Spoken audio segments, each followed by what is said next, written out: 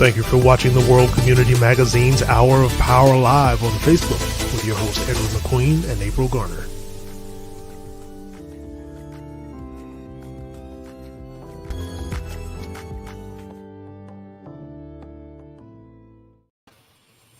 Yes.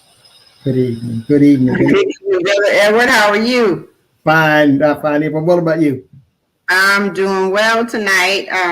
Thank you for popping in.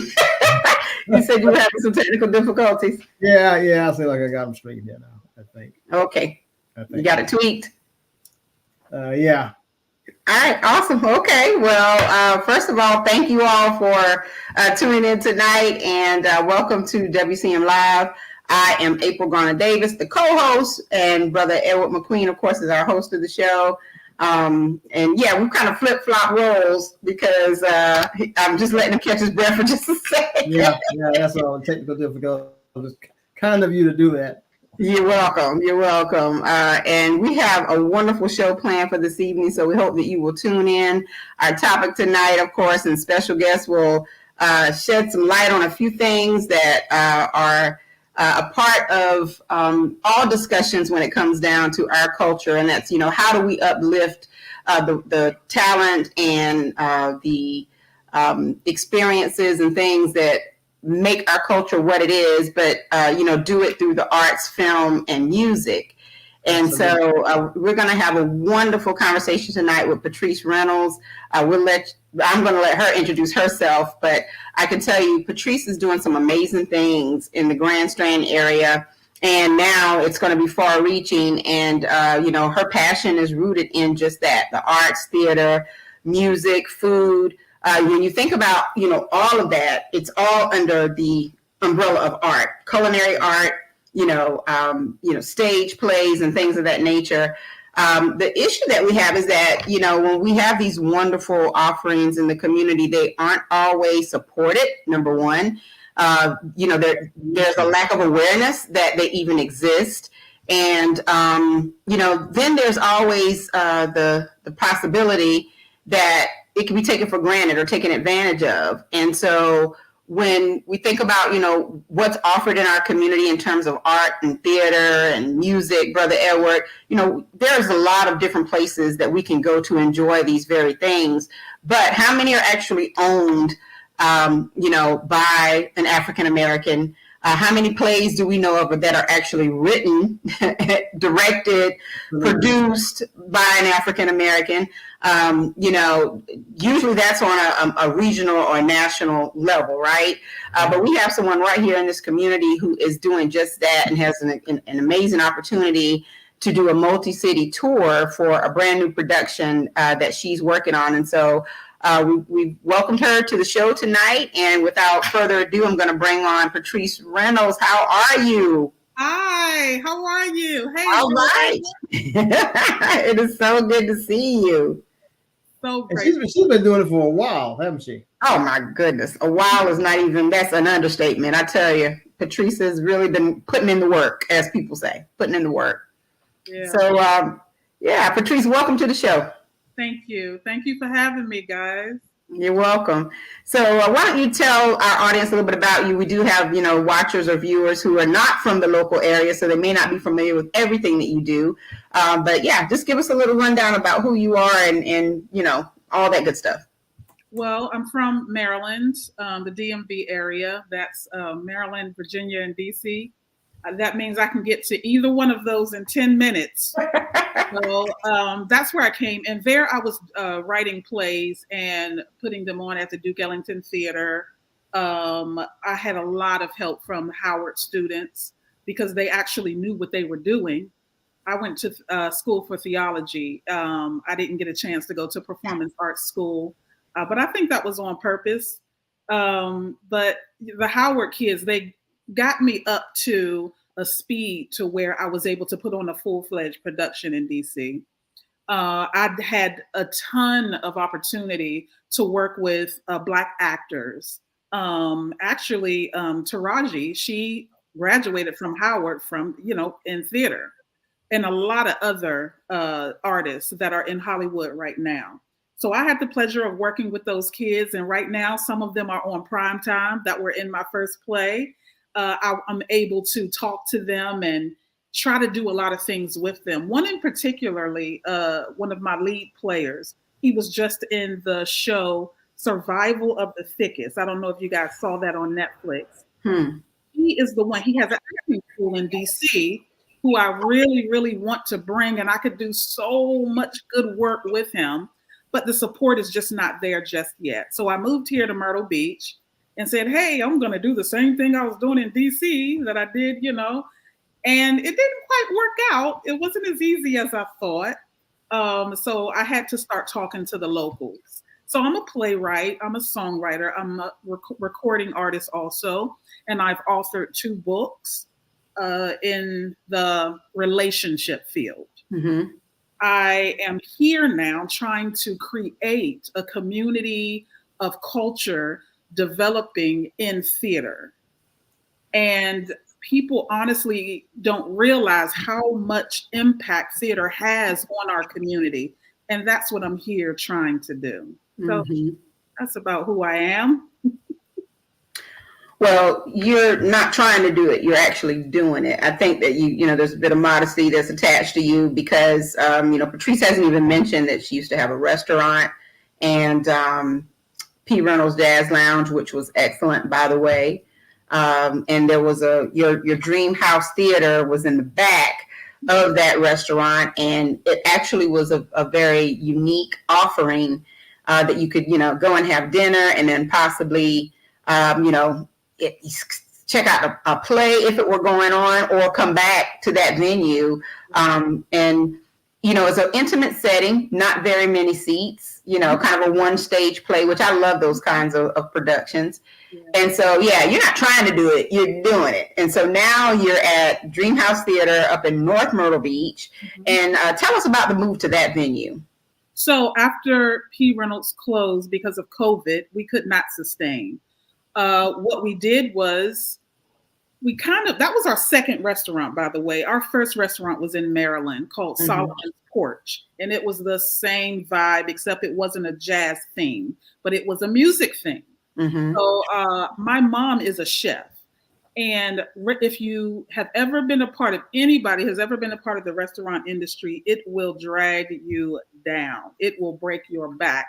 It literally did mine. I ended up having to have surgery because I had to help out in the kitchen and then jump on the stage and sing. So it was a lot. So the second, we had a long talk and thought process about what we would do next, because I have this disease called always having 3 projects at one time. I've tried to stop. I promise y'all, I used to pray, God, make me normal. Make me want to just go to work and come home. But it just never works out. I'm miserable without working in the community and doing things, on my own. So we talked about it, and my mom is like, hey, it's hard work. Why don't I just change into a catering service and we just go get a theater? That way we're still doing what we love. And that's what I did. So I went up North Myrtle Beach because the taxes are lower and they leave you alone. That is interesting. And up in the Briarcliff Mall, you guys, back in y'all's day here, the locals, you guys, it used to be the main mall, I hear. So we're in there right now. We have a stadium seating. It has grown tremendously since 2001. That's when I moved in. We are sharing the space. I help another theater production because they don't have a building. So I allowed them to come in. So our seasons weave in and out of each other, which to me is awesome.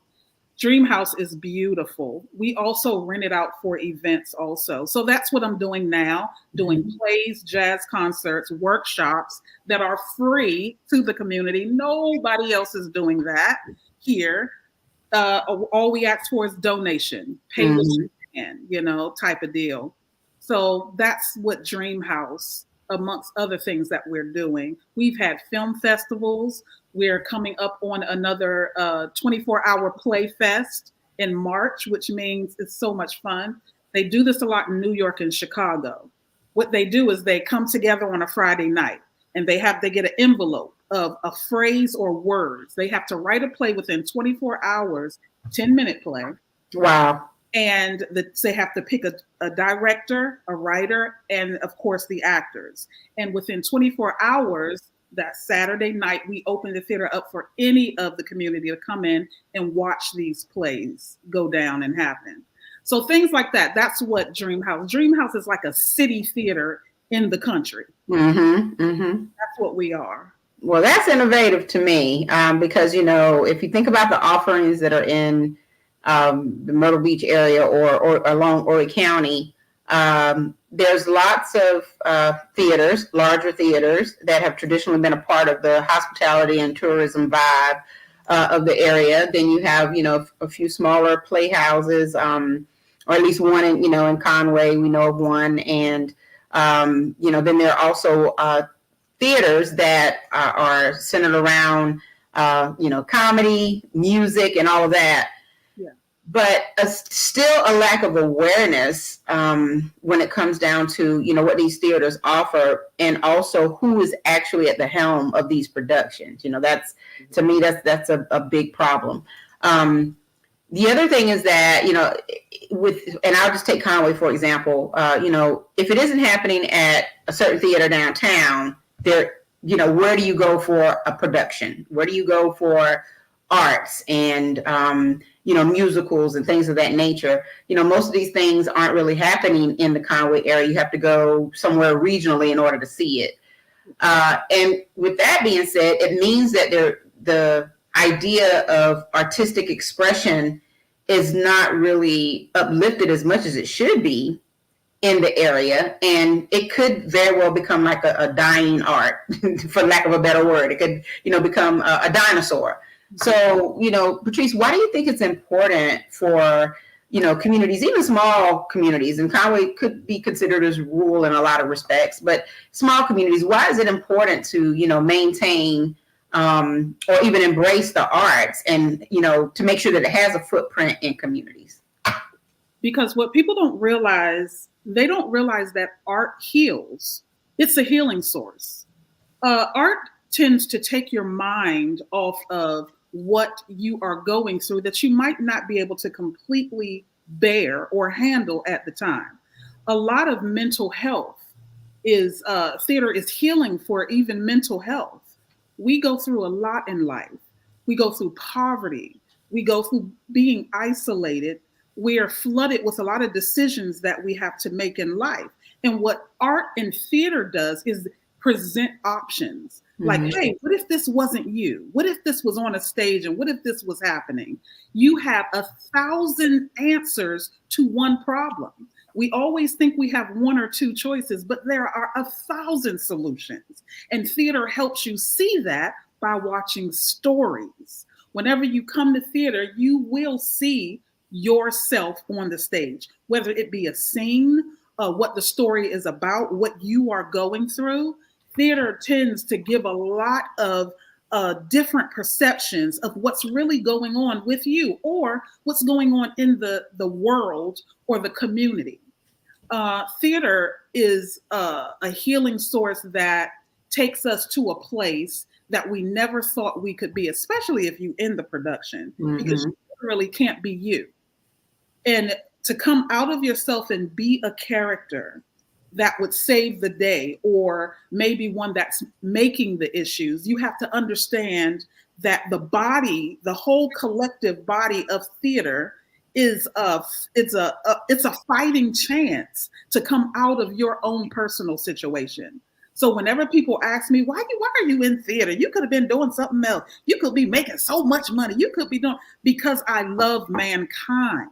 I love mankind so much that I would rather tell stories to help you with a situation or option that you didn't think of, rather than rake in all the dough and sit at home watching you sabotage yourself or think that you have lost hope or anything, So that is why theater and the arts are so important.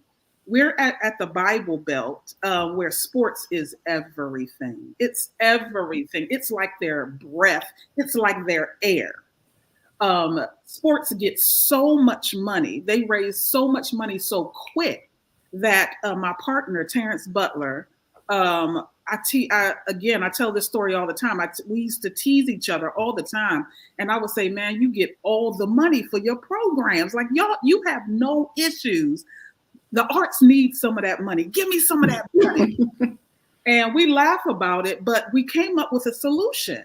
The solution is this. Why don't we create a foundation for athletics and the arts? Combine those two entities together, because he has his own gym and business training athletics, and he even trains NFL people who fly down to see Terrence. And then me over here with the theater in North Myrtle Beach, I train Horry County students. I let them come and work in the theater, run the light board. I let them stage manage. And we decided to put those two entities together, raise funds, and divvy out the funds fairly. So that's one solution. You know, it might not save the world, but it will say we could start there. Collaborations. Yes. Yes. Mm-hmm. Collaborations. As you were talking, I was thinking about how, when it comes down to theater, you're right. It's healing. Music is universal. So when you couple, a wonderful, manuscript for a play with, the musical component of it, it can be an out-of-body experience, especially if it's, the actual acting and the concept of what the story is all about is connected to that music in a way that really touches the heart and the soul. And I always think about the fact that, there are many components to art. People say that, food is art, fashion is art, writing is art, acting is art, music is art, and it's all about expression. It really is. You can express yourself through, the way you cook. Some people, it's a way for them to decompress. They take it out on the pots, and they make, wonderful dishes. Fashion, if nobody knows who you are, they can immediately tell what your personality is like by how you dress and how you carry yourself, the accessories and things that that's art. It's a gift. I also agree that, a lot of people do not have an artistic eye or a creative mind or whatever. So if you have that, you definitely have, a gift from above, because again, some people are devoid of that. They can't draw, they can't sing, a lot of different things. So when it comes down to how we use art in our communities, there's, like you said, there's so many things that can be done with it. Still not enough outlets for people to express themselves. I know a couple of young people who are, aspire to do and to create an art gallery, and, but there's a fear behind stepping out and doing that kind of thing, Patrice, because they don't know if it's going to be supported. They don't know, if they're, if it's going to be received positively or whatever. And so what advice do you have for anyone who feels like, they're in an artistic realm and, that's their way of expressing themselves and also giving back to the community? What advice do you have for them if they're kind of sitting in a place where they're fearful about stepping out into the art world? They're not alone. And I cannot promise you that you will be supported, but you can't fly off of that. You have to fly off of the purpose that you were created for. If you notice, people that follow their purpose, you don't look for followers when you're in your purpose, because you're doing what you were made to do. Okay. So you're supposed to look. I'm not supposed to convince you to come to my theater. Come to my theater. We got this. We are supposed to create, and you will find us. You will see something. Oh, I need that. Everybody is not going to support you. Only the ones that are destined to support you. And those are usually the people that need to hear what you have to say. Mm-hmm. I have something that you need. You have something that I need. So in order for me to help you or mankind or whatever, I have to leave my house. I have to create a platform, and I have to speak to you in the way that I've been giving in the form of theater. That's how I speak to you. I speak to you in an illustrational performance, and that's called theater. You know, it's like when I was in a seminary school. My major was Christian counseling. I never used it after I left school, but I'm using it.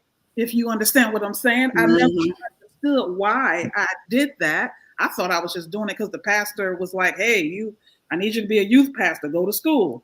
So when I did that and I, used it in church at that time, it was short-lived. And I was always wondering, why did I go through all of that and end up not taking a long-term position in the church? It was because it was for the field. It was for what God had built me to do. So to encourage those kind of people, I encourage you to do it anyway. Connect with like-minded people, write notes, take notes from what they did, and do it anyway. It may be a moment before people start supporting you. It may happen immediately. The bottom line is you can't not do what you were built to do because somebody won't support you. Forget them. The ones that need you will come find you, and they will be drawn to you also. So never mind about the support. I'm not fully supported the way that I think I should. What do I know? The bottom line is just to do your thing. I do my thing not because of money, although I like money. I don't love it, but money is cool. But I don't do it for that because I won't find joy there. I'll be miserable, So I have to do what's in me. I suggest that you do what is in you to do. And I promise you, everything you need and every lack will be given. But you have to be in position to get what you're supposed to get. When blessing is trying to find you, and because you ain't in position. Bless, Lord, I want to be blessed. But you sitting at home on the couch, not going or doing anything. Right. Do your part. Just take one step, and then let grace come in and help you. You will be sufficient whenever you do your part. When you put your foot on it, that could be a phone call. That could be getting a small group together. That could be renting out DreamHouse to put on a little one-act play or whatever you're trying to do. That's your step. And the rest is up to the creator of the universe to meet you. So it's like you go, oh, he goes. You go again, oh, he goes. So you won't know whether you'll be supported or not, or if it will be successful if you just don't step out. Well, that definitely leans into faith without works is dead. And I think a lot of people have, they have faith in themselves. They know that they have the talent. They just don't have faith in other people to support them, and just like Ms. Margie is saying, she said, I hear the spiritual teachings and learnings. Yeah, it's all there. And, hopefully your plays and the productions that you put on are a spiritual experience for everyone who attends. And, as you were talking about, not everyone will support you. It is true because you really can't please everyone. Not everyone is a part of your audience. If you are speaking to people who have a peeking for artistry or who want to be in the same arena that you're in or who are working in the same arena that you're in, then you'll find your supporters there. But it's the people on the outside, on the fringe who, are not really, maybe they're not really into art, but they might be introduced to it in a different way. That's why, there's so many different aspects of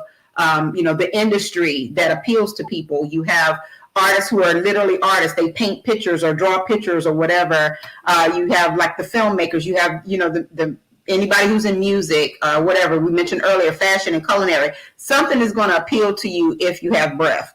But, as an artist, you have to be true to who you are, your authentic self, and know that, just like you said, you got to take that step if you want people to understand what you're trying to put before them as far as your expression is concerned. And so that leads us to the reason why you're here, which is to talk about your newest production. But before we get to that, I do want to lean in just a little bit into the conversation we had pre-show and get your thoughts and your insights about what we see happening in Hollywood right now when it comes down to Blacks in the arts and film and music.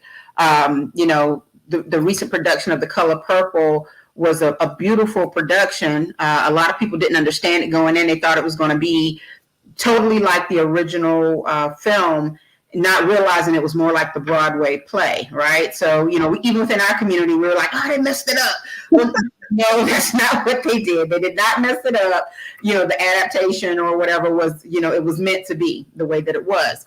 But there seemed to be some, behind the scenes things going on that I think always kind of trickle into conversations about Blacks in the art industry or the music or the movie industry when it comes down to equity and equality in, landing opportunities or pay or whatever. So, as an artist, what, as you were listening, I'm sure, to some of the things that kind of crept up after The Color Purple was released, what were your thoughts about, why it seems that we have such a struggle in the industry?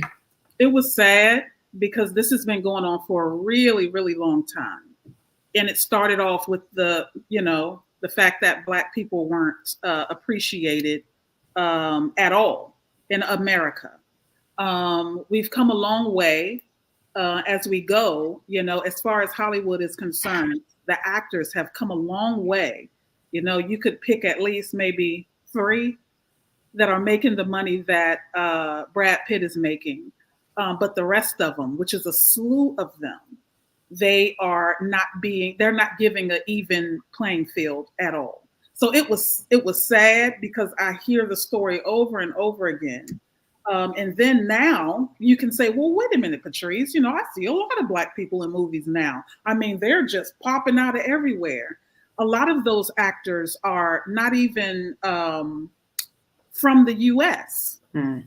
There's a lot of British actors, if you notice, African British, that are coming in to take those roles, and we love them, right? The bottom line is they walked into a fight, with Black America and Hollywood. Hollywood does owe Black Americans something that they're not trying to fully give us. So in the frustration of that, they've reached over us and brought in the British actors who they're acting for much less than the Black African, Black Americans. So that's like a taunt. Mm-hmm. It's not the British fault, the Black British fault. They're just walking in, oh, I got a job. But there has been a movement that has been interrupted. And now they're like, okay, so we got Black people, now what? And it's kind of like, they're not us. And Hollywood is just not trying to have that conversation, and they're not trying to work with us the way that they should have been. So hearing her frustrations, I think that it came out at a time to where she was asked the question. It was an interview. She was asked the question while working on The Color Purple. And she just told what she had experienced and what she is experienced, not necessarily with The Color Purple, because if you heard what Oprah was saying, she was like, she went in her pocket to make sure that Taraji had some of those things that she wanted fixed done. And she went into her pocket instead of production pocket. I don't know if you guys know this, but rich people don't spend their own money. If you hear of Oprah doing a project, she's not using her own money, like Tyler Perry, But you are taught as a wealthy person not to ever touch your money when it comes to a project or something that you're trying to do, or any project. You're told not to touch it, and that's how they continue to get rich. They have their wealth, they buy assets, and they ask the bank for money to do shows and productions. They don't use their own money. So that's why Oprah said, I went into my own pocket. In other words, the production did not have that budget, so I took care of it. So Taraji talking about her situation does not necessarily mean it was Oprah. Right.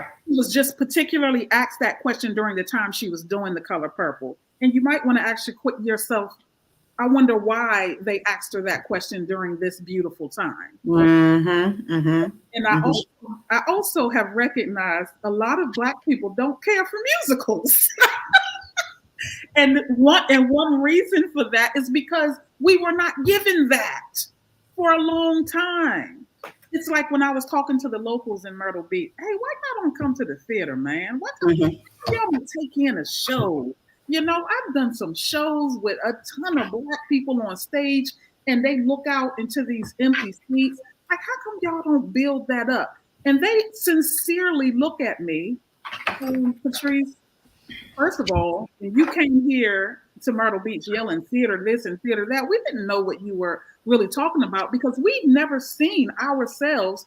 All we know is Alabama theater and Dolly Parton theater. Bam. So it took us a while to understand exactly what you meant. Like, what are you talking about? And what are we going to do when we get there or whatever? So it took a long time to find Black actors in this area, and they are here. But it took a long time. A lot of them won't come in. They won't come and audition, but they have a love. They're like, oh, I long to do it. I want to do it. But they just don't come because they've never seen themselves on stage. There's nothing but white theater owners in Myrtle Beach. The first Black woman that has come into Myrtle Beach and created a theatrical theater. Now, we can't forget our brothers and sisters at the Asher. They have a theater, a performance theater. Correct. It's a theatrical theater where you actually constantly have shows and you get on stage and you're doing book plays as well as musicals. So those are the two components in theater, book plays and musicals. I'm one of those ones that don't care too much about musicals. And hey, I'm a songwriter, recording artist, but I still feel this musical. But you got to admit, it takes a taste. Like when you went to see Dreamgirls for the first time, Broadway style, you loved it. Yes. Why did we love it? Because it was rhythm, it was funk, it was us on the stage. On the stage, that's right. So it's taking us a while to appreciate a musical, you know? A lot of say, oh, they about to sing another song. Good Lord, you know, I get it. I do mostly book plays, you know, and a lot of people, why you don't do musicals? Because I know my people don't rock with musicals just yet. But I need them to. And, you know, we'll get there though. But yeah. And there's probably, you know, along with just not really understanding, like you said, the theatrical nature of what it is that you do. I think there seems to be either a lack of introduction of this in education or miseducation of it. And one thing that we were talking about it, the one thing we were talking about before the show as well was that, I remember from, growing up in school or whatever, every now and then we would have a school play. There would be a school play. Maybe at the end of the play, there, the student cast would gather together and we would do one, choral performance, and usually it was a Christmas play, that kind of thing. There's certain schools, typically in high school or whatever, that actually have performing groups or, theater groups or theater clubs or whatever. But I don't know that it's embraced to the extent that it needs to be embraced, or if it's just kind of seen as, something to do. Are students being nurtured in terms of their passions, or is it just being introduced as, oh, here's the thing that you can do? You know what I mean? Because when you don't nurture the passion, then that's when, you also tend to lose out on the talent. Yeah.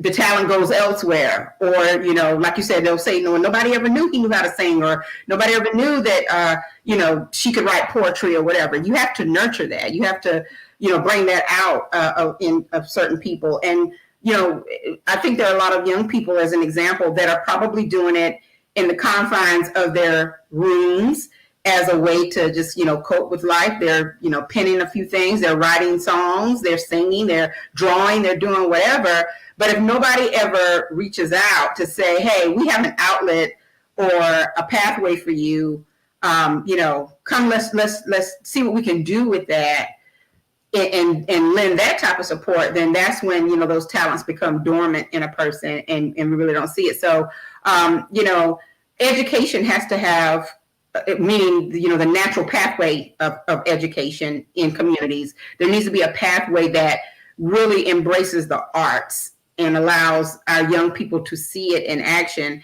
As you were talking earlier, and see themselves on the stage, just like you were saying when you were talking much earlier in the show, my thought was, there's another leg of this, Patrice, if you ever could find the time to actually introduce young people to that 10-minute stage play writing exercise. And, I think once you, like you said, whet their appetite for it, you never know what could come of it, and Miss Marjorie is watching. The wheels are probably turning in her head already about summer enrichment. I'm just planting the seed, Miss McIver. But anyway, so you're right. There's so much underneath it all. And when it comes down to Hollywood, as with anything, just like you mentioned Terrence with his athletics, our young people tend to, sit on the fringes and they watch celebrity in action and they think, I can be that. I want to be that. I want to be the next QB for a football team, or I want to be the next singer-songwriter, actress, or whatever. But they're not really being groomed for that in communities. And that's why it's important to make sure that the arts always have a position in our communities. It's always seen and felt and touched in our communities. Otherwise, we just have a bunch of young people who are dreaming, but they don't know how to get there, So anyway. So look, what is that good? Can you do a collaboration? Do you ever think on those terms, collaboration with high schools to begin a nurturing program? Something or endeavor. Yeah, with Horry County students, I'm the only theater in Myrtle Beach that will allow the Horry County students to come and work there. They run the soundboard, they run the lights, the sound, stage management. Not only that, but I'm a judge for the theater festival for Horry County schools every year. So they actually see me every year. They know about DreamHouse. They know they can get paid at DreamHouse and work whatever they're doing in school. The problem is the school, that's the first budget that they cut. And I am there not to fight the cut, but to pick up where they're dropping the ball. I'm the hub. I'm a hub, like you, April mentioned earlier about the people that have paintings. I've made the lobby a place to where it can become an art gallery. I've had artists come in. Yeah, and they bring their paintings. Hey, can I put these up? Yes, and make sure you put up a price so that when people come in, they can see your painting and purchase it. So yes, I call myself the cleanup woman when it comes to the arts and what the school is dropping. I want to be there to fulfill what they are not trying to fulfill. So I'm well connected to Horry County students right now with the thanks of the high school AAST, or the school that actually takes the kids and grooms them in high school for what they want to do. Academy for Arts, Technology, and Science. One of the teachers there, Mindy Penn, has connected me very well. She sends her students to me all the time to come help build sets and that sort of thing. I don't quite, and maybe you guys can help, I don't quite know what else to do.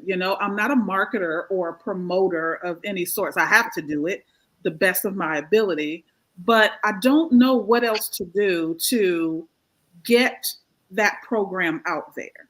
You know what I mean? If I could get a billboard, I would. But right now it's word of mouth. And it's the parents that are spreading the word. Hey, I sent my kid to Patrice's theater and they love it and they want to keep doing it. And now she's acting. I didn't know she could act, So I work with the students as well as adults that think it's too late to act or too late to be in theater. And I have a nice combination, everybody looking out for each other. Right. I'm glad you answered that question. Ms. McIver asked that question earlier. We were in the middle of something else about how you're reaching out to communities. And so, yeah, hopefully after this show, there'll be people reaching out to you with some ideas on how you can do just that. To get deeper into the communities. It's great that, you have this connection to the school district, but it's even better that you already see the gaps. And so we have to, as a community, fill in those gaps, right? We have to figure out how to, get everybody connected to you as far as people who aspire to be in the arena. Okay, so she wants me to put your contact info in the comments. If you'll drop it in the private chat for me, Patrice, I will add it to the comments, okay? So now we are, at the intersection here where we start talking about your latest endeavor. Yes. And it's, I'm intrigued already. I want to see this play. I think it is, it's so appropriate now when there's so many conversations about the role of religion and the aspects of religion that people tend to interpret in their own way, and that people tend to take out of context and all of that good stuff. So tell us about the book. Okay. So Denise Tichenor Davis, she performs at the Alabama Theater every Christmas. She's the only Black woman that is in the show. It's been over 10 years now. And we became friends. She walked into P. Reynolds one night, and she actually does tribute shows for Aretha Franklin type. And so she did a tribute show at P. Reynolds a couple times. She is the one that has a independent music label that helps independent artists. So she's been on the Bobby Jones show for years, and she's well connected. So when we met, we immediately saw purpose with each other. And we began to work the purpose. What can we do for each other? What can we do to change the world? Okay, well, let's do this. So she brought me an idea. She said, I have this idea about a play that I want to tour with, because she tours all the time. So she gave me the idea, and she said, I need you to write the script. And the play she gave me was called The Book. I said, okay, well, what is this about? And she said, well, it's about attacking religion. So like we were talking about in the pre-show, the word religion in the Greek Hebrew language means man-made. So everything that's called under religion means something that you have to do, something that makes you feel like you've served God. If you're knocking on doors, handing out tracts, that's a religion. It's a ritual. Anything that you do over and over again in the church that God did not say out of his own mouth do, those are man-made things. A lot of that stuff falls under tradition, which is fine. Tradition is absolutely wonderful, but we have to learn how to separate tradition from religion. Religion is what's kept people out of the church for so many years. Why? Because we got to follow these rules that God did not co-sign for. Hey, don't wear the earrings. Hey, don't do this. Oh, you can't do this. You don't have the Holy Ghost because you're not spitting and foaming. You're not this. And it's become that. So the play is about a lot of people in church that has this mentality of the old religion. They like power. They like to tell you when you are not holy. They don't like the fact that you have your own mind to know, hey, I have a personal relationship with Christ, and I honestly, sincerely hear the voice of God, sort of thing. They like to keep you underfoot. And in this play, there's an earthquake in the middle of service, and everybody runs outside, and there's a big angel standing out there with a book. So the time has come. Judgment Day is now here. And he's telling the crowd of people who made it in. And it's pretty much the people that we didn't think were making it in. And the ones who did not make it in were the very ones that had the opportunity to get people in. And those religious, labeled religious ones that were discouraging the people, those are the ones that did not make it in. So the play is very lighthearted. It's a little funny, but it's a lot of drama because there's a lot of truth to what Denise was just trying to project. She's trying to project, hey guys, you can't be so holy that you're no earthly good. So the first thing we should do is drop religion, drop the man-made part, and let's focus on a personal relationship. My relationship with God, the creator of the universe, is actually none of your business. I have that relationship. And that's where me and you can relate. Hey, I have one too, and we're not doing that quite, all the way yet. There's a lot of churches that are still not free in teaching the kingdom of God. We'll teach salvation all day long, repent, salvation. That's the first thing that Christ taught when he stepped on the scene. But then what else did he teach the whole entire time after that? Kingdom of God, this invisible country. What are you talking about? This invisible country. What are you talking? Even the disciples would ask him, why do you always talk about it? What do you mean? So he would speak about the kingdom of heaven in a parable. What he wanted us to recreate a kingdom as it is in heaven.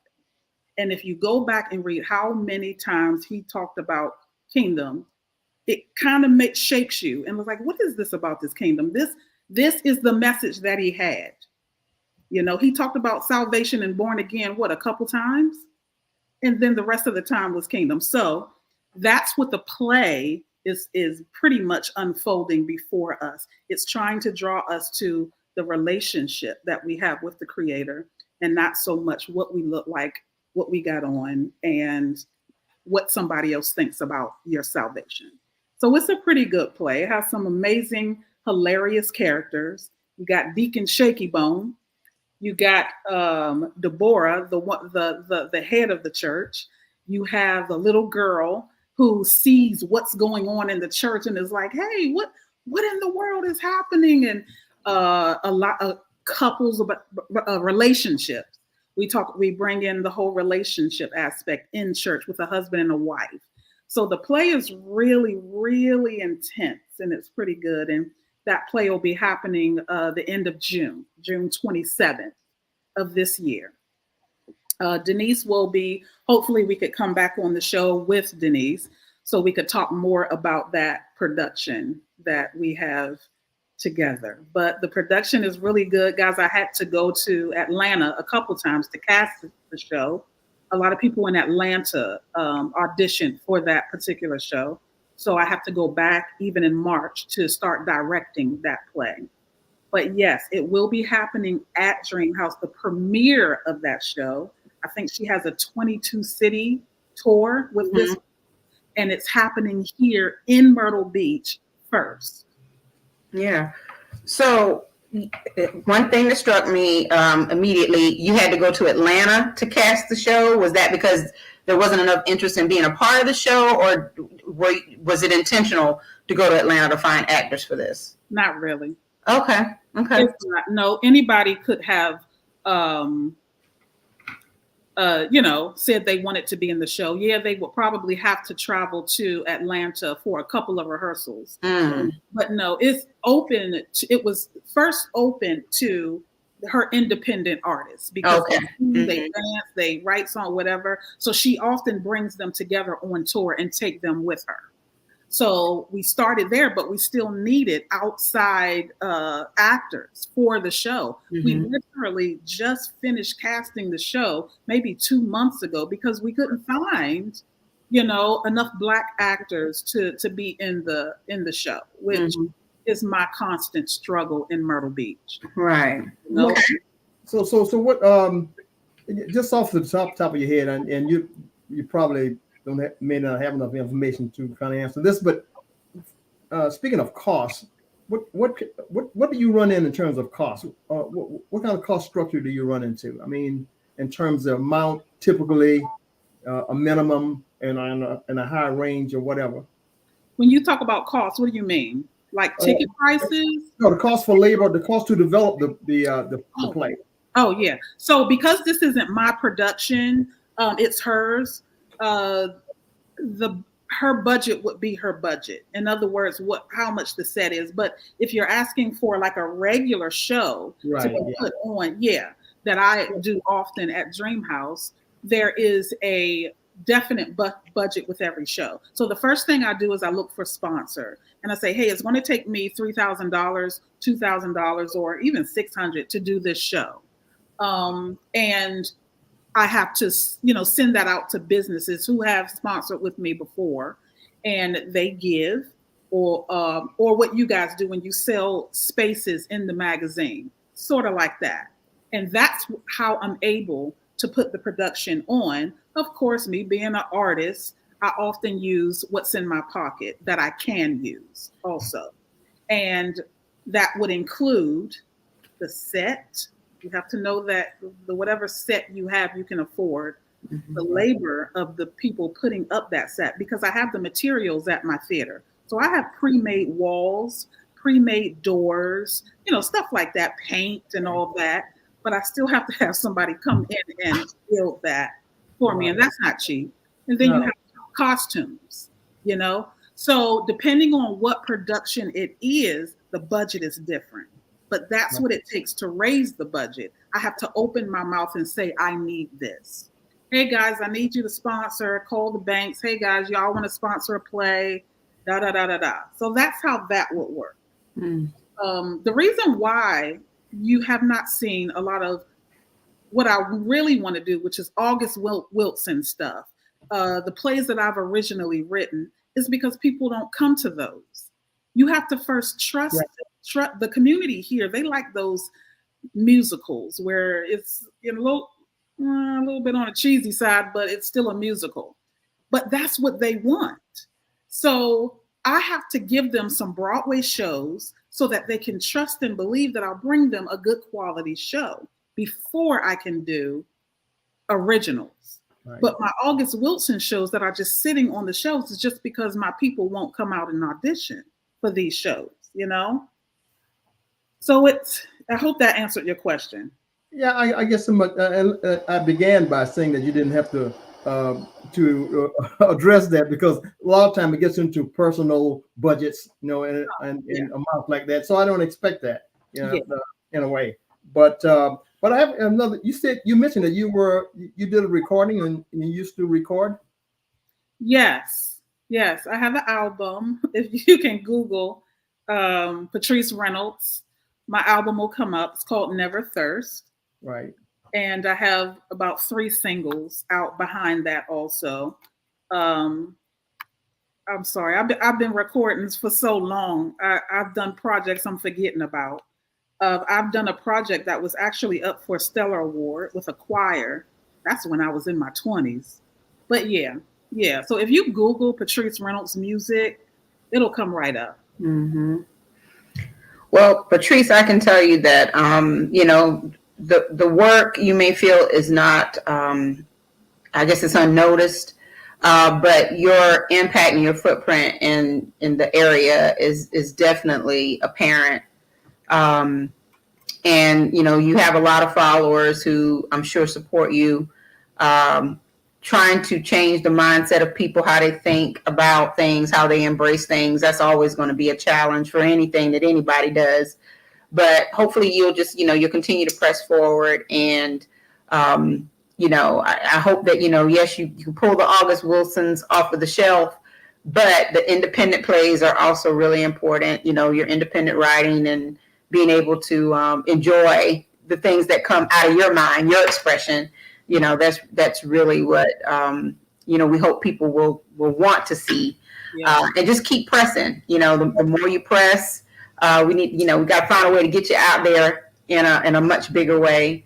You should have you had quite a following at your restaurant that was at PJ Reynolds, right?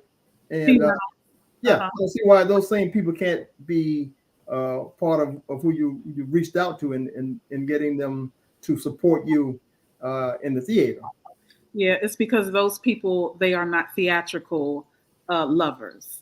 They were coming for the jazz. Exactly. Yes, they were coming for the jazz music. And me thinking like you, I can get them for the jazz and then maybe go down the hall and see a play. But it's not that easy. Yeah. And I understand. Yeah, I understand that. That's the challenge of jumping from jazz to theatrical. That's. Yeah, I thought that if I had them together, the theater in the back and then the jazz up front, then it would kind of woo them. They're wooing them. Yeah. But you know, and some were successful. Some people did come down the hall, you know, and go see a play. They just didn't follow me to North Myrtle Beach. But whenever I have the jazz shows and I bring Marcus Johnson from DC, I see them again. Every one of them shows up at Dream, so they know what I'm doing. They know.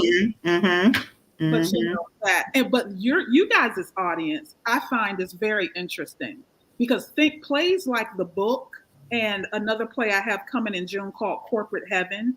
It's just an image of how we just may be affecting heaven. And it's a comedy. I made it into a comedy to make it more interesting to you. And all it does is show heaven in a corporate atmosphere with the different departments.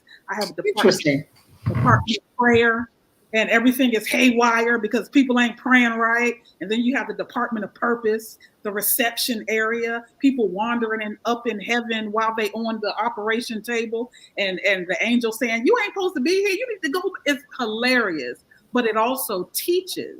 It teaches spirituality and the proper the way that Christ told us to pray. You know, he left us a template. Let's break that down and make it funny. You know? Yeah, I know we're out of time here, but I just want to ask one question. Make a suggestion to you.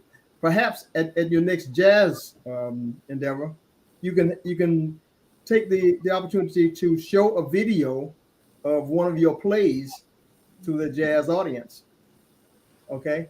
And that may start something rolling right there. But just get a clip of one of your plays, and just let them, you know, your narrative. However, let them know what you are offering with your theatrical. I am writing that down. I have little postcards that I give out for the whole season, but visual is always better. Yeah, that's right. So I'm gonna write that down, Brother Edward. All right, I'll follow. Thank you. Well, you obviously have a lot of support from our audience that's watching this evening. Ms. McIver says that you've awakened something in her with the community, and she means that. So Patrice, I hope you don't mind. I'm going to share your contact information with her. And then, you know, Jolene Hatcher, your work is beautiful. Orton Bellamy congratulating you, Curtis Platt, and you thumbs up and all that good stuff. You know, it's you know, it's obvious that, you know, this is your passion. It's coming from a really deep place. It's coming from your soul, because you smile so big whenever you're talking about it. And I think that you're in a place of peace where, like you said, it doesn't matter if your DreamHouse Theater has, you know, 50 people or 5 people in the house. You know, you're making an impact regardless, and that's really how anything should be that we, you know, endeavor to do, because, you know, we're doing it for a much higher purpose. And I believe that, you know, tonight you will make some connections that will, you know, filter out into the community. You know, as you're talking about your plays, obviously, like Ms. McIver said earlier, you know, you could hear the spirituality that is, you know, deeply rooted in everything that you're writing and what you're doing. So, you know, find a way to reach out into, you know, the religious community, to the churches, especially in our community. You have gospel plays, you have gospel, you know, rooted plays or whatever, and we need to find some champions for you. And, you know, make sure you share the information with us. We'll be more than happy to publish it for you as well. But, you know. And really quick, all these churches, I've been contacted by one mega church. They had to come in and build a theater program in the church. So really? Yes, I'm open to that also. I will, if your church is St. James DreamHouse Theater, you can have a theater in I will partner with your church. So I've done it for Ecclesia. Yeah, the new one, yeah. Yeah, I've written their plays for them, kingdom plays. Oh my gosh. So guys, reach out to me. There's actually, I offer so much more. Absolutely. Well, it was a pleasure to have you on the show tonight, as always. And, you know, like I said, just keep on pressing. You know, again, your production, The Book, will be out June 27th. I guess it launches June 27th. And the information you sent me earlier was 2 shows. I'm sure the complete schedule will come, you know, later on or whatever as we get closer to the time, but also we will have you back. And, whoever you want to bring, that is wonderful. It would be great to showcase some of the people, or, Denise or whoever wants to be on the show to talk about it. And then you never know. We were talking, Brother Edward, trying to be creative about it. There might be a little ticket giveaway, or, something going on. So, as we get a little closer to production time, we'll work on that as well. Yes. Thank you so much, guys, for having me on, for valuing what I have to say. Thank you so much. I love you guys so much. You're welcome, Patrice. We love you too. And to our audience, thank you so much for watching tonight. And Patrice Reynolds, DreamHouse Theatre, has written a wonderful play coming up in June called The Book. I'm already, I'm going to book my seat. I need my seat. I need my ticket for sure. Want to see that. So thank you so much, Patrice, for being here. We really appreciate it. Thank you. All right. So Brother Edward, yeah, that was wonderful. We got to do something to uplift the arts in this area. Yeah, right. And she had a good point. I don't know why we're not acclimated to, going to like plays and stuff like that, unless it's almost a 90% musical, and that musical has to relate to or correlate to the latest songs, or if not the latest songs that we're familiar with, stuff like that, or music that we're familiar with. And we just have our work cut out for us. We do, if we don't have a base of independent actors, playwrights, producers in this area, it is hard to sell the idea of going to a play, especially one that is, written and produced by an independent artist. People tend to latch on to celebrity. I guarantee you, if Patrice said, I have Lance Gross or somebody in one of her plays, the house would be packed. You know what I'm saying? Yeah. But I think it's just a matter of, the personality of our community, where we're from. The truth and the reality is that we weren't always, exposed to these things. And a lot of people, had to leave Horry County in order to really be exposed to a culture of artistic expression in the form of, stage plays or, short plays or whatever the case is, symphonies. I'm telling you, even since I, made my move, I had never attended a symphony before. And so that's like, it's the most common thing to do, to go to a symphony, dinner and a symphony, that type of thing. So it's different. It's cultural. And it was so, it really struck a different type of chord in me that, wow, these are some things that we're missing out on in smaller communities that do not have access to these types of artistic expressions. And so, we've got to do something to either revive the arts or to birth the arts in a bigger way in Horry County. And it sounds like Patrice said, collaborations are going to be the way to do it. Leaning into her as, Black female theater owner in the area, leaning into her to, help get it off the ground. I don't know how she's going to do it with being as busy as she is, but it's going to take the community to support her. So it was great having her on the show tonight. Absolutely. Got to have her again. Just before the next show.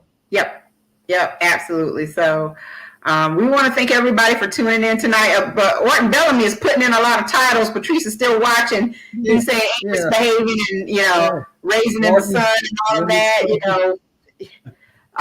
Maybe that's it. I know that she has a lot of great independent works, meaning things that she's written, but the point of it all is, maybe you have to use that strategy of getting people used to seeing productions that they're familiar with in order to bring them back for things that they're not so familiar with. I don't know. Got to come up with a little strategic plan for that to get these audiences. If these schools would allow her to just run her show just once, just once, and it could be free. For the, for that particular time. But it's all of that is, that's advertising.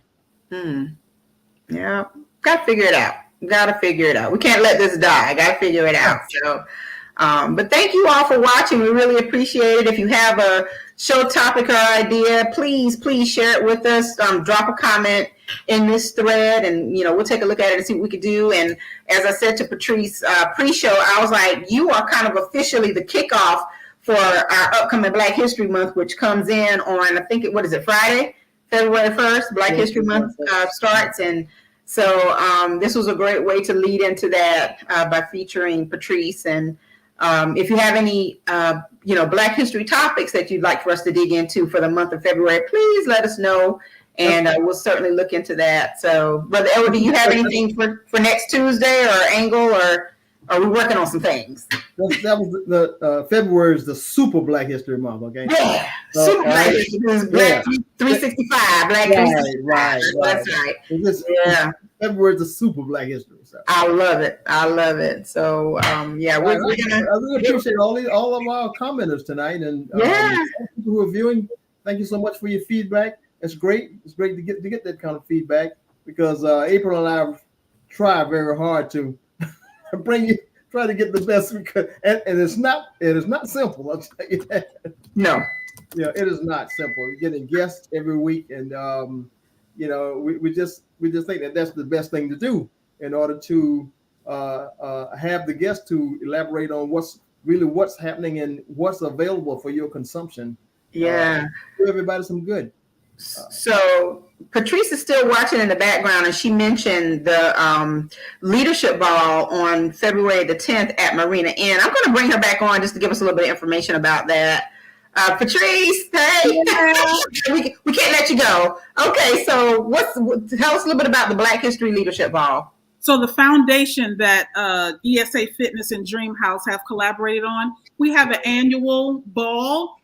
You get to put on your ball gowns and come out to raise funds for scholarships that we give away every year to students that are going to school for artistry, theatrical, and athletics. And these are underserved kids, by the way. These are kids that can't get that extra money to go to school unless we help them. So that ball is on February the 10th at Marina Inn at the Grand Dunes. It's amazing, y'all. We show out. Gotta say, we show out with our outfits, and we have our special guest this year is Denzel Rice, NFL player, Denzel Rice. So we are going to have a grand time with each other, and it's called the Black History Leadership Ball, and we do it every year. So this year is February the 10th. So where can they get information? How can you purchase tickets? All of that. ESADreamFoundation.org, and I'll type that in too.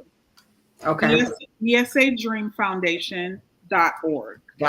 I'm going to put it in the comments right now. ESADreamFoundation.org. Yes. There we go. Okay.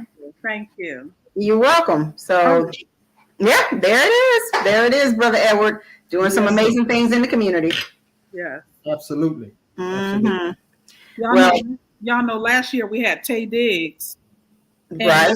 We sold way too many tickets because people was coming to see that dude. Right. If you guys know Tay Diggs, he was in Stella Got Her Groove and amongst a whole bunch of other things. But he came to support Black theater in Myrtle Beach. Awesome. That was his focus. So this year we're focusing on athletics. So we'll keep altering the years to theater and sports. So you'll never know who I'm getting to come to Myrtle Beach next year. Well, I like it. Keep us intrigued. I like it. We want to be the first to know. Yes, absolutely. We get the exclusive. There you go.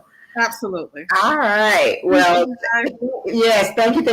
So we do appreciate everybody watching tonight. Thank you, Patty Holmes. I believe that's her mom. That's Patrice's mom. Linda Carter Davis. She's in Illinois. Thank you for watching. Stephanie Sessions Malone. Thank you for watching. Of course, Marjorie McIver, Orton Bellamy. Laquinette Rimmel, a regular of ours, Priscilla Fuller. We appreciate all of you. Jolene Hatcher. As they say, when you get the name and names, you get in trouble. But you know who you are. We appreciate you. Thank you so much for watching. And again, we'll be back next Tuesday night, 7 p.m. Don't know what the topic is, but I guarantee you're going to like it. So, Brother Edward, I've put some some pressure on your shoulders there. I guarantee they're gonna like it. I was just about to say, you better start tonight. We'll come up with something. We're gonna come up with something. Exactly. Yeah. All right. Yeah. So anyway, thank you all for watching tonight. We really do appreciate it, and we'll see you next Tuesday, 7 p.m. God bless. Same time. Godspeed. Absolutely. All right. Thank you for watching the World Community Magazine's Hour of Power Live on Facebook with your host Edward McQueen and April Garner.